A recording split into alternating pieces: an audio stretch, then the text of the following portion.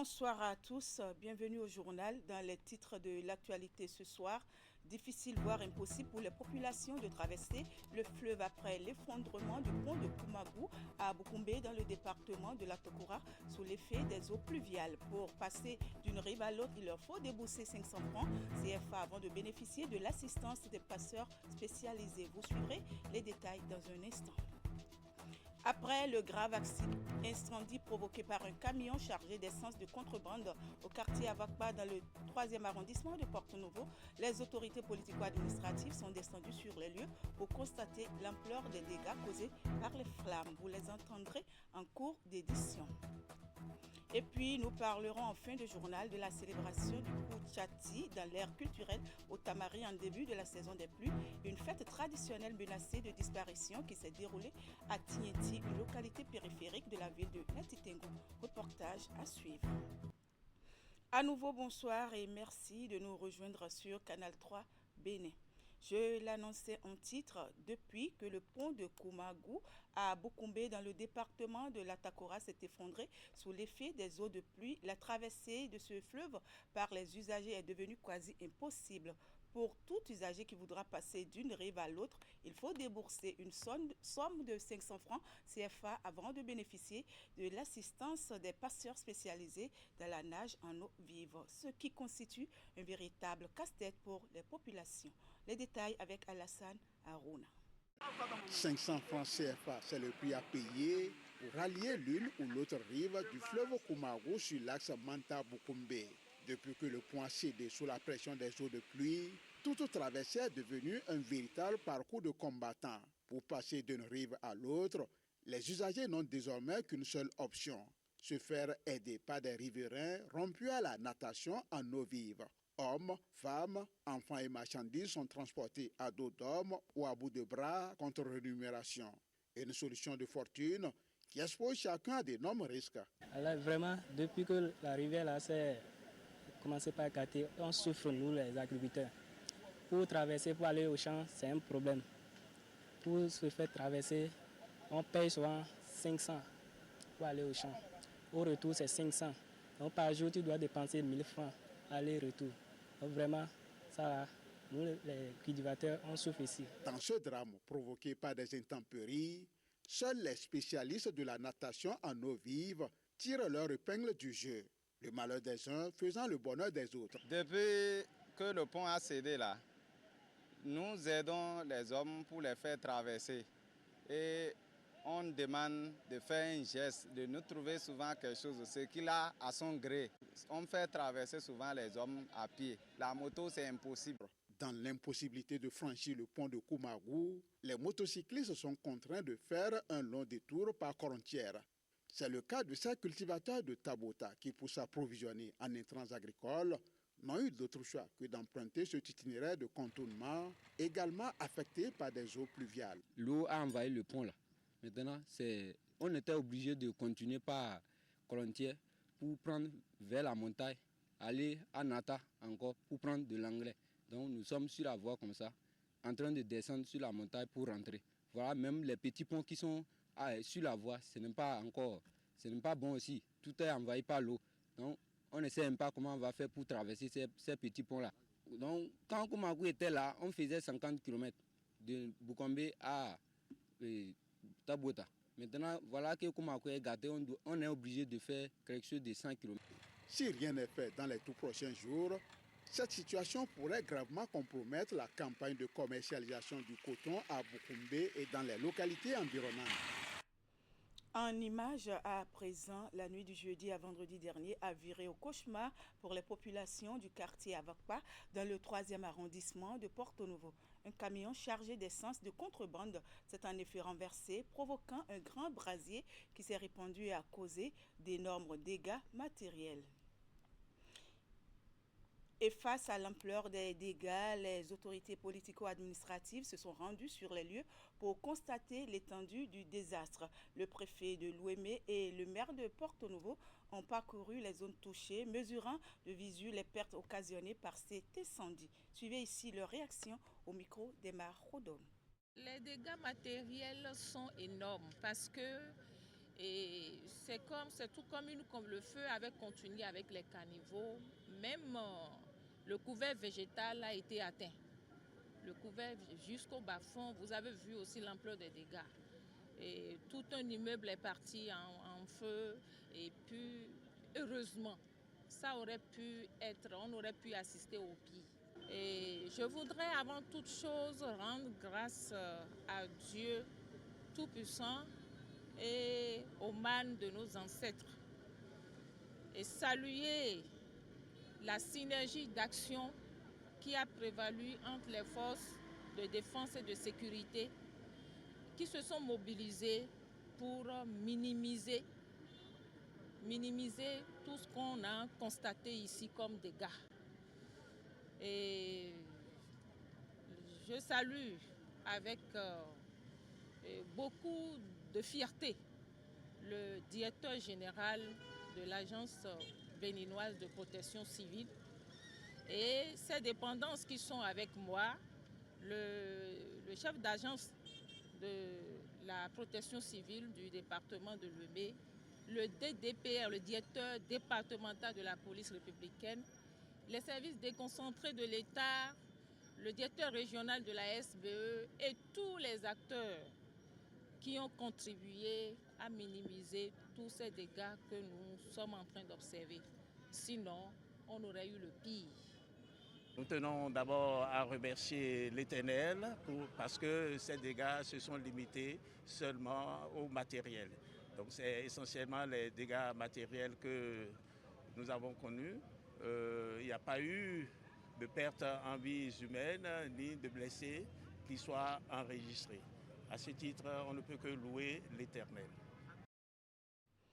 Retour à Cotonou pour parler de la fin de la 3e session de l'Assemblée consultative du Conseil national de l'éducation. Ouvert mercredi dernier à Cotonou, les travaux se sont achevés. Ce vendredi, ils ont accouché de plusieurs dizaines de recommandations. Hugues Vignibé et Moufid Sabouan pour le point de la cérémonie de clôture. De disponibiliser le temps pour pouvoir discuter. 30 recommandations orientées vers tous les secteurs de l'écosystème éducatif pour faire des filières technologiques et scientifiques de véritables leviers de développement pour le Bénin.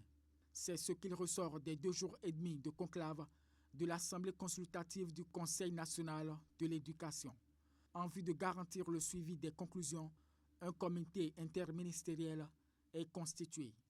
Cette cérémonie de clôture a également été marquée par la lecture et l'adoption du rapport final des travaux. En plénière, en atelier, puis en plénière, nous avons échangé. Nous avons vidé tous les points inscrits. Et c'est à notre avantage. Et je vous en remercie. Les débats étaient francs et directs, mais toujours courtois. Des enseignements importants en ont été tirés. Et des recommandations pertinentes, fortes, ont été formulées. Je prends l'engagement de veiller à ce qu'elles soient exécutées dans la mesure de mes pouvoirs. L'Assemblée consultative du Conseil national de l'éducation est composée de 69 membres. Bien que son pouvoir se limite à la consultation, les résultats des travaux de cet organe sont toujours pris en compte par les pouvoirs publics, a déclaré son président. Nous pouvons être satisfaits de ce que nous avons fait. La campagne de sensibilisation et d'orientation des nouveaux bacheliers a démarré sur l'ensemble du territoire national. C'est une initiative du ministère de l'Enseignement supérieur et de la Recherche scientifique qui vise à éclairer les futurs étudiants sur les diverses opportunités se présentant à eux pour la suite de leurs études. Plusieurs séances ont été organisées à cet effet. Dans le département du Zou, le service est assuré par l'équipe rectorale de l'Université nationale des sciences, technologies, ingénierie et mathématiques UNSTEAM d'Abomey, soutenue par une délégation conduite par le ministre conseiller en charge de l'enseignement supérieur, de la recherche scientifique et de la formation technique. Les précisions avec Imet Hélène Amoussou et Georges Vaudoun. Au total, 51 000 jeunes gens sont admis au baccalauréat 2026 et sont attendus par le monde universitaire et celui de la formation supérieure. Au profit de ces lauréats, le ministère de l'Enseignement supérieur organise à travers l'ensemble du territoire national une série de sensibilisations pour exposer les offres de formation universitaire et ceux des établissements privés d'enseignement supérieur à Abomey. C'est l'Université nationale des sciences, technologies, ingénierie et mathématiques qui a accueilli les échanges. Cette campagne met à la disposition des nouveaux bacheliers et aussi à leurs parents des informations pertinentes pour faire des choix éclairés. Le monde universitaire offre de multiples possibilités et de nombreuses opportunités. Et face aux innombrables propositions, la campagne nationale d'information et d'orientation des nouveaux bacheliers se propose d'apporter aux impétrants et à leurs parents les informations et la documentation nécessaires pour opérer des choix judicieux. Et pour réussir l'exercice, il faut se baser prioritairement sur le talent et les besoins du marché de l'emploi, conseillent les orateurs. La première chose dont il faut tenir compte pour faire son choix, c'est soi-même, c'est son propre talent, c'est son aptitude. Le Bénin a besoin davantage d'ingénieurs, de médecins, d'architectes, de techniciens supérieurs, d'informaticiens, de spécialistes de l'intelligence artificielle, de chercheurs, d'agronomes, de biotechnologistes, d'experts en énergie, en industrie, en logistique, en numérique, en environnement et dans les métiers de la transformation industrielle. La formation en sciences est donc vivement encouragée, rappellent les acteurs. Cependant, les bacheliers devront opérer leur choix de formation en tenant compte de leurs aptitudes et aspirations. Les choix sont attendus au plus vite afin de faciliter la poursuite du processus d'entrée dans les diverses universités. L'Agence nationale pour l'emploi poursuit ainsi sa série de séances d'orientation et d'information au profit des élèves et étudiants. Quelques jours après Kétou, dans le département du Plateau, les responsables de l'ANPE étaient en milieu de semaine à Plaoué, dans le département du Koufou. Une séance organisée sous le thème « Garantis ton emploi de demain par ton orientation aujourd'hui ». On va faire le point avec Narcisse Alossé et Florent Dou. Dans une salle des fêtes de l'hôtel de ville d'Aplaroué, bondée de monde, majoritairement de jeunes bacheliers, les responsables de l'Agence nationale pour l'emploi débarquent avec un message. Ne pas choisir au hasard sa filière après le bac. Et pour véhiculer ce message, une séance de sensibilisation baptisée Journée d'orientation et d'information de l'élève et de l'étudiant. Beaucoup de jeunes bacheliers finissent le cursus. Et c'est à la fin du cursus qu'ils découvrent qu'ils se sont trompés. Ils ont eu des diplômes sans savoir pour quel marché.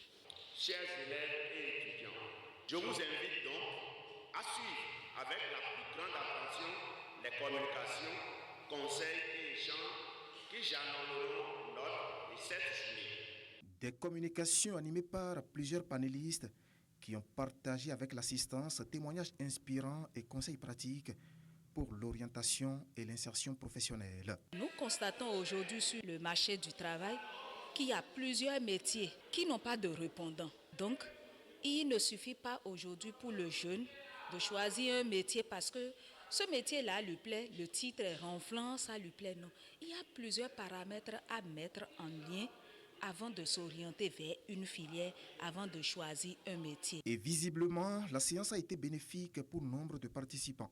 Le cas de Merveille, nouvelle bachelière, qui était venue avec un air de confusion dans la tête, mais qui dit repartir avec une certitude. Depuis que j'ai eu mon BPC, j'aimerais faire la comptabilité. Mais à travers les choix, je suis un peu mélangée pour le moment. Mais je sais à travers la journée d'orientation et de l'information de l'élève et de l'étudiant, je vais essayer de faire mon choix, de me patienter pour le moment. Contenu justifié donc pour le thème de cette séance. Garantis ton emploi de demain par ton orientation aujourd'hui.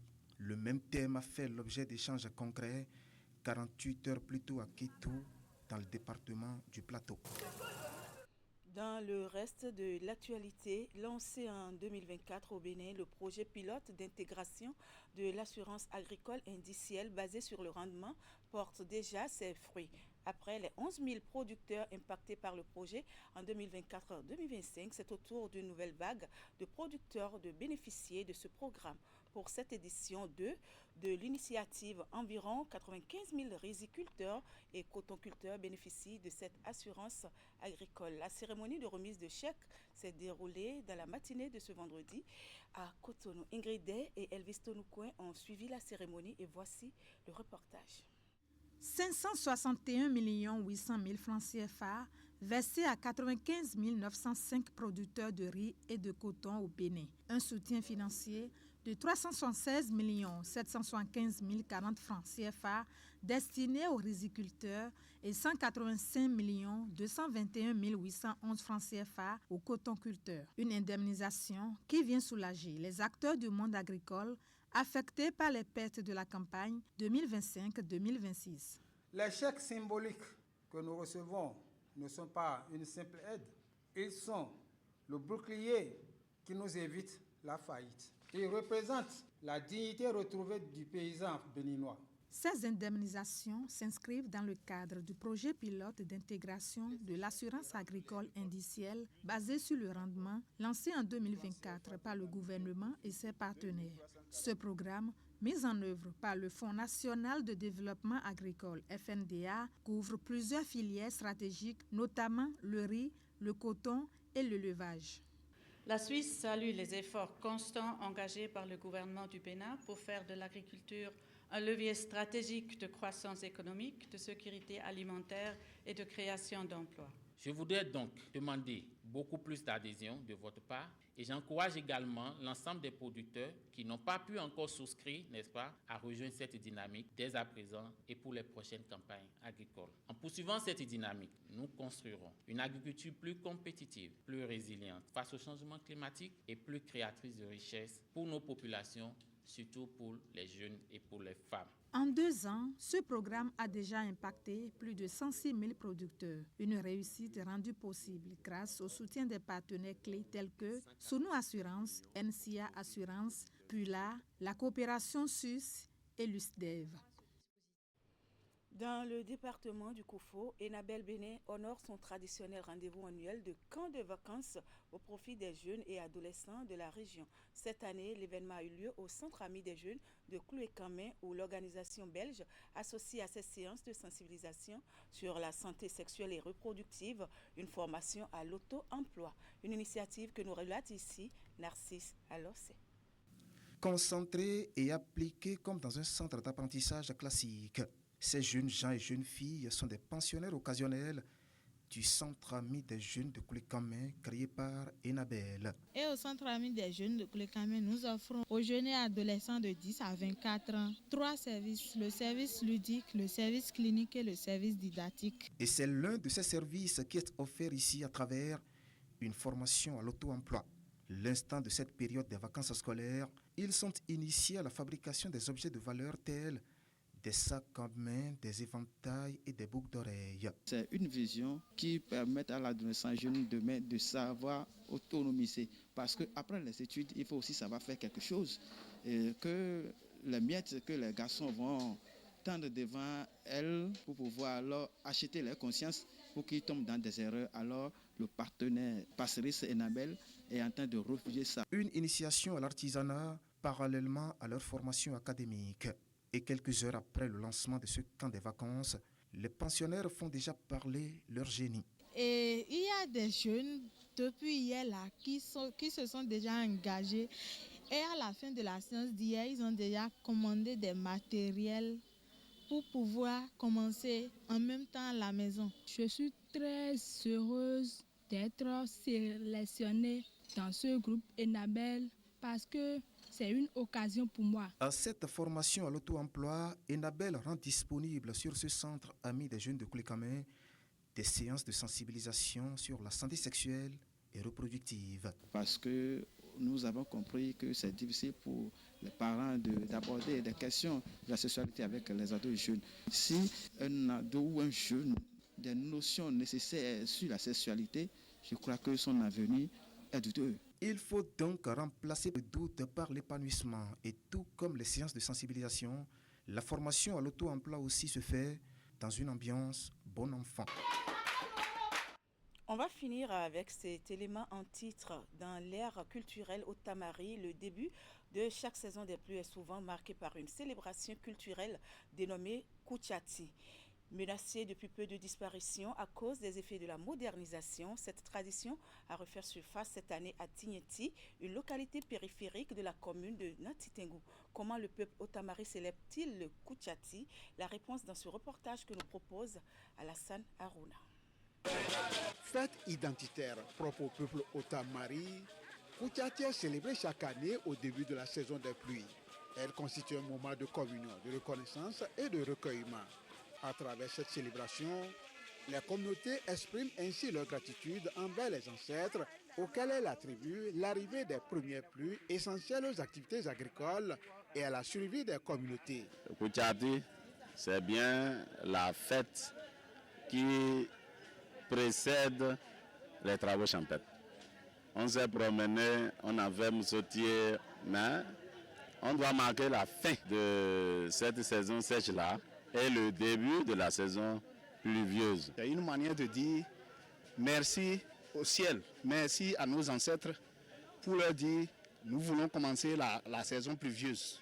Menacée depuis quelques années par les effets de la modernisation et l'évolution des modes de vie, cette tradition Otamari retrouve cette année toute sa place à Tigneti, localité périphérique de la commune de Nati-Tengu. Pour la circonstance, jeunes, anciens et femmes se rassemblent autour de chants et danses traditionnelles dans une ambiance de communion et de transmission des valeurs culturelles. Au temps de nos ancêtres, lorsqu'il y a Kuchati, les jeunes garçons et les jeunes femmes sortent, chantent et profitent pour donner des conseils et aussi décourager des mauvaises pratiques.